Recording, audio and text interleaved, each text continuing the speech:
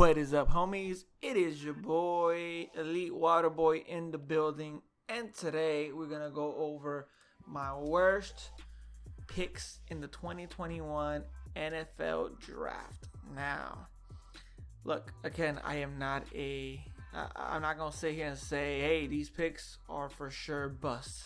In fact, I think some of these players are actually really good and they'll have success in the NFL.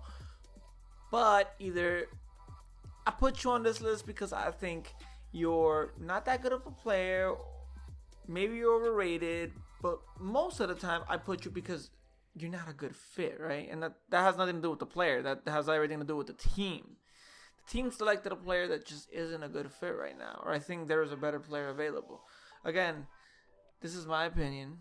I'm not an ultra genius. I am an idiot. I am a professional idiot. So you gotta everything I say, take it with a grain of salt. This is merely the opinion of an idiot that you're listening to. But this idiot decided to write down his top 5 worst draft picks in the 2021 season. And let's start with it.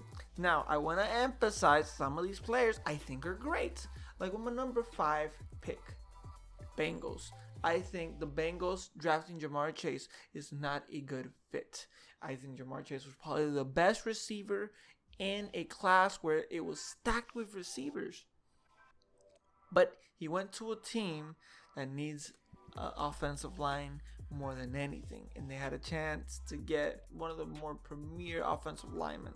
And it's not even that they didn't get Penei Sewell. No, it's not even that. I honestly would have loved it. They would have gotten Rashawn Slater. Either or, I would have been happy. The problem is that Joe Burrow, and I have a video about why I think they shouldn't have drafted Ja'Marr Chase, and they went ahead and drafted it. They did not watch my video. That video is right now sitting with 78 views. You know how many? 78 people. 30 of those was probably just me refreshing the video because of my terrible internet trying to, play the dang video. But seriously though, I honestly think they shouldn't have drafted him. I think that, hey, him and Joe Burrow might get off to an amazing start. The first 4 or 5 games, Joe Burrow's going off, but he gets sacked really badly and tears an ACL again or messes up his hamstring or something. If your quarterback his first 2 years and in like really bad injury, that's going to kill his confidence. That's going to kill a lot of, any momentum that he can build. The NFL is a very momentum-driven league. Okay, yeah, sometimes some guys can just be terrible and then be great, right? But a lot of times it's a momentum thing. Look at Josh Allen. It took him like 4 years, and every year he was improving, but it still took him like 4 years to get to the point where he was at. But yeah, with Joe Burrow, and especially with quarterbacks, it's momentum and confidence. Okay, Joe Burrow needs that. He needs confidence, and right now he doesn't have it. And if he injures himself, or he gets injured again next season, his confidence is going to sink even lower.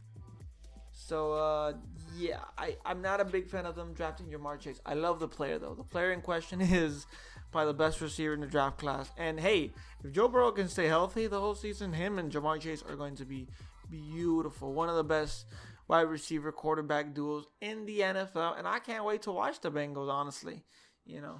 But yeah, that's number 5, that's why I put it at number 5. I still love the player Ja'Marr Chase so much. Like, if I was Bengals GM, I would have been very intrigued. But I was like, I'm gonna be responsible getting Penei Sewell, but I'm so tempted to get Ja'Marr. So I get it. That's why I put it at number 5. Number 4, Eagles getting Devonta Smith. So why do I hate this? Well, problem is, I think Devonta Smith is a fine player. Well, I think he's a great player. Will he be good in the NFL? I honestly don't know. I prefer Ja'Marr Chase and Waddle. I feel like they're better NFL players than Devonta. Devonta was a better college player. I might be wrong, but hey, most people felt that same way. That's why he was drafted 3rd. He was a 3rd receiver drafted, not the 1st. But I still think he will be a solid receiver. The problem is, I don't think Hurts is the guy. And next year, it's touted as not being a really good quarterback class.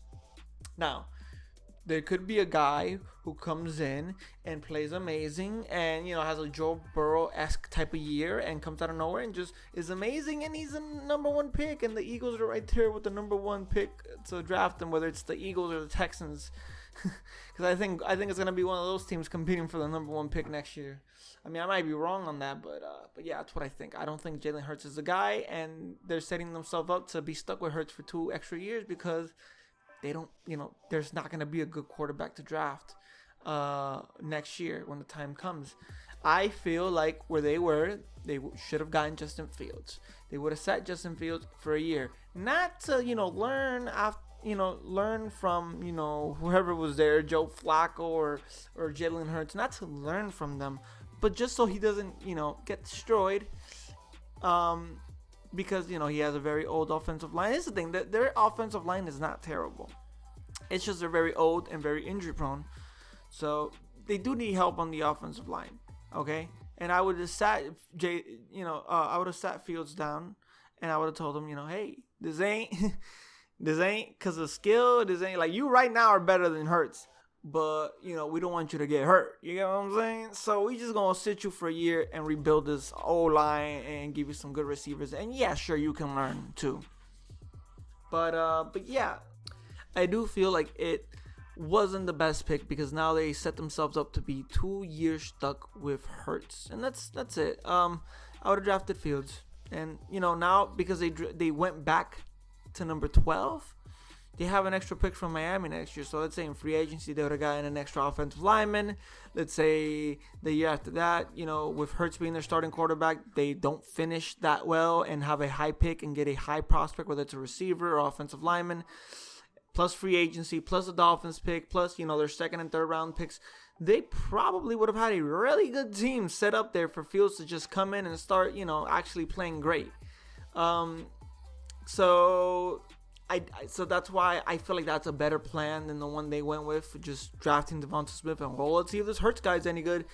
If he's not, and I don't think he is, you're going to be stuck with him for 2 years. So that's why I didn't like that pick. I do like Devonta Smith. I think he's a good player. I thought he was a bit overhyped, but that's not, nothing to do with him. That has to do with everything around him, the media around him. Number 3, Cowboys, Micah Parsons. Problem is that Micah Parsons is a very raw linebacker who he can I guess he's good against the run. He can probably get a few sacks. He's not a great cover corner. He's not a great cover linebacker, and that's kind of what the Cowboys needed.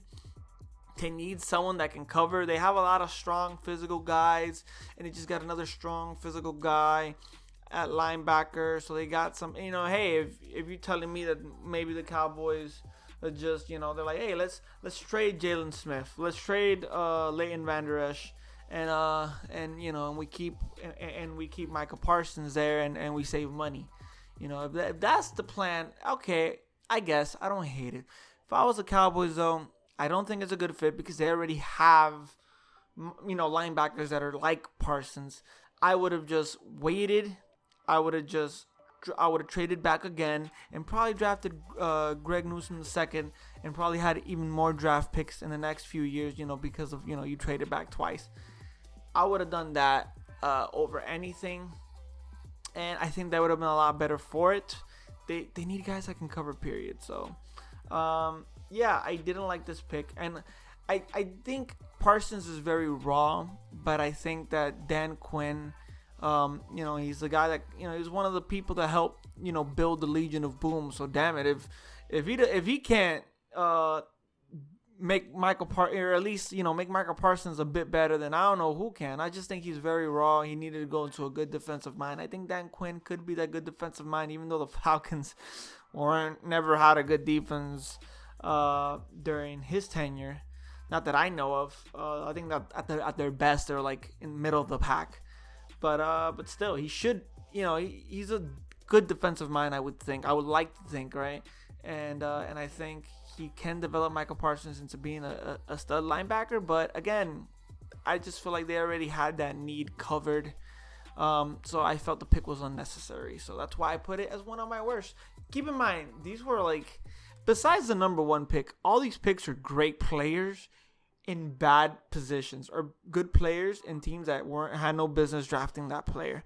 This draft was stacked with talent, man. Number 2, Broncos, Patrick Surtain the second. This needed to be quarterback. Plain and simple. There's no other. I'm not even gonna say anything else. This needed to be a quarterback. They've struggled at quarterback. I've always liked Drew Lock. His first year, I was like, okay, this guy has potential. His second year, I was like, okay, this guy has potential.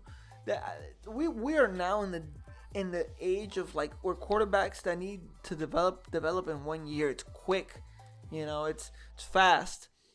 Back then, yeah, Aaron Rodgers needed 5 years to develop. Back then, so-and-so quarterback needed a few years to develop. Nowadays, man, a guy like Patrick Mahomes comes in, very raw quarterback, very raw, and could be amazing. Just give him 1 year. Give him 8 games.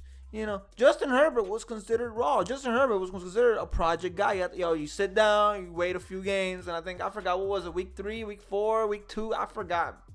Early in the season, they're like, yo, get in there. Our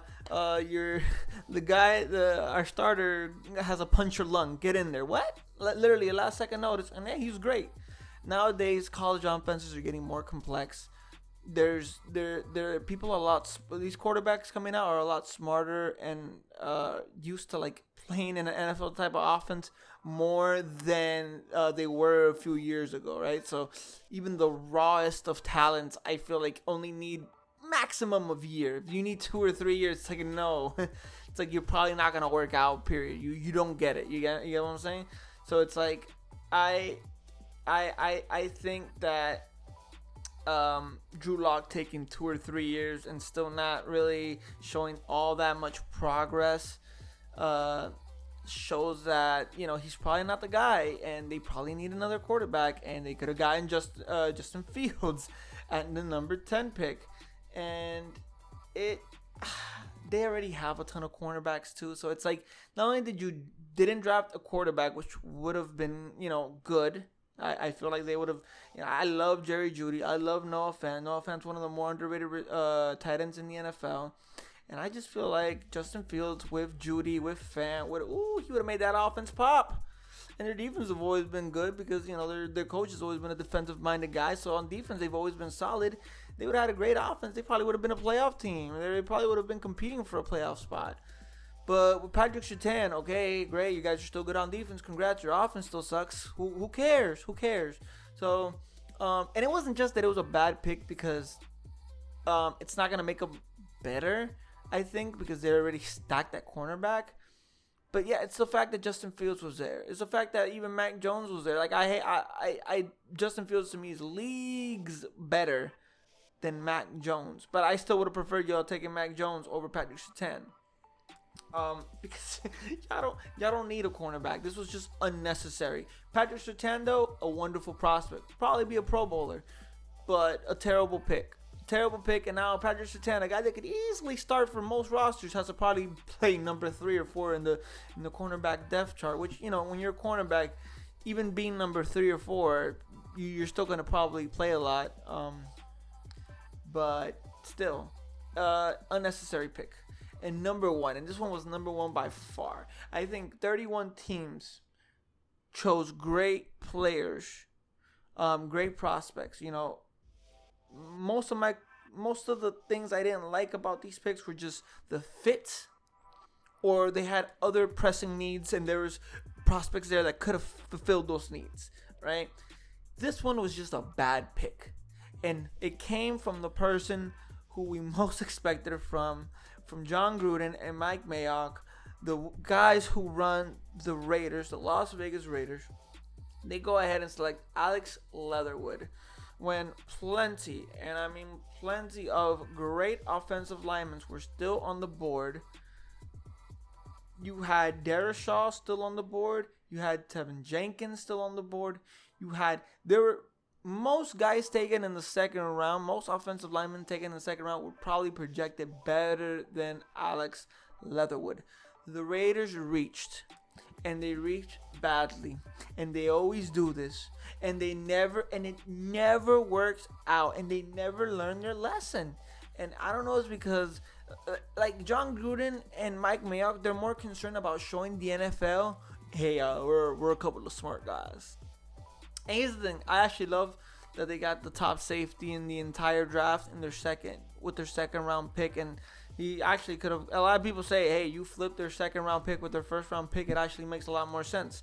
But that's the thing, though. Imagine they would have drafted a great prospect at number, with their first rounder, and then they would have gotten the top safety in the class with their second round pick. They probably would have, they probably would have had one of the better drafts in the entire NFL. So it's like, Alex Leatherwood pick was terrible, god awful. I hated it. And yeah, I mean, hey, he might develop to being a great player. I might be wrong on all of these. He might be great picks in the future. Who knows? Because no one knows the future. But it's just, when we do these grades, it's not about telling the future. It's not about, hey, we can predict the future. It's about, in the draft, was there better prospects? What, could you have gotten better value? The problem is with Alex Leatherwood, look, he can turn out to be the best offensive lineman in this entire draft class, right? That can happen, right? Because this is the NFL. But it's like, if you know Alex Leatherwood is that good and no one else does, because you're supposed to do your due diligence and find out who knows what. And if you knew, okay, this Alex Leatherwood guy, no one's noticing him, but we do, and we like him. Let's trade back. He wouldn't even have got. He probably would have gone mid-second round. Let's trade back. Oh, let's trade back again. Oh, let's keep trading back. Let's trade back to like 27th, and then get like Leatherwood, and then you have like a bunch of other second round picks, right? This was pick 18, I believe. You could have probably traded into the second round. That's how badly, y'all could have traded. Y'all could have traded probably at the beginning of the second round and be okay, and would have had a ton of draft picks probably, because someone went from second round to first rounder, they're probably gonna end up trading a lot. So again, even if this guy turns out to be amazing, you could have gotten more out of it. You could have traded that back like 3 times and then gotten somebody. I feel like teams, it's a foreign concept to trade back more than once. Like, okay, we did our trade back, now we're not gonna trade back again. Why not trade back multiple times in a draft? Why settle after you trade once? Trade back again. Like, same thing with the Cowboys, same thing with the Raiders. But with the Raiders, it's an even bigger example, because it's like, dude, this guy was gonna probably, there was like 3 offensive linemen that were gonna go before him in the second round. 3. Like, y'all were good. Y'all literally could have traded back, or picked a better prospect than that. But yeah, guys, I hope you enjoyed this. This is my worst draft picks of the 2021 NFL draft. And yeah, guys, more content is on the way. I really love doing this. It's really fun. If you guys enjoyed it, make sure to leave a like and subscribe. And this is Elite Waterboy signing out.